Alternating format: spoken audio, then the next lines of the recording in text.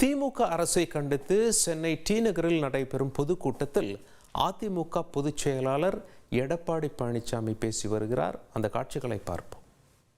எங்களுடைய ஒத்த கருத்துடைய கட்சிகள் எல்லாம் ஒன்றாக இணைத்து வாக்குகள் சிதறாமல் வெற்றி பெறுவதற்காக அமைக்கப்பட்ட கூட்டணி எங்க கூட்டணி?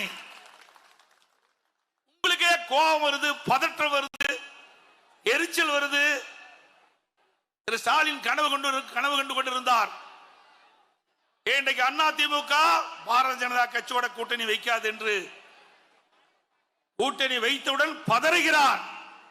அந்த பதற்றத்தை நேரடியாக நான் சட்டமன்றத்தில் பார்த்தேன்.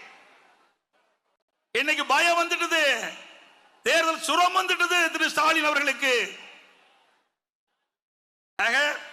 எங்கள் கூட்டணி வலிமையான கூட்டணி, வெற்றி கூட்டணி, அண்ணா திமுக கூட்டணி.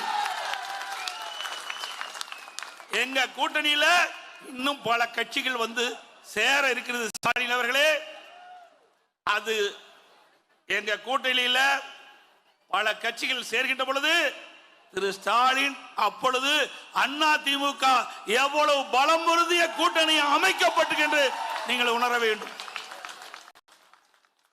நாங்கள் பாரதிய ஜனதா கட்சியோடு கூட்டணி வைக்கின்ற போது கூட மரியாதைக்குரிய உள்துறை அமைச்சர் மாண்புமிகு அமித்ஷா அவர்கள்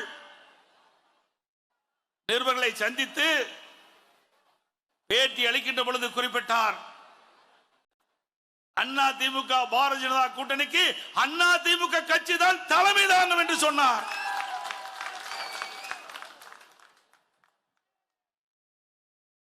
அண்ணா திமுக பாரதிய ஜனதா கூட்டணி வெற்றி பெற்ற பிறகு அண்ணா திமுக தான் ஆட்சி அமைக்கும் என்று சொன்னார்.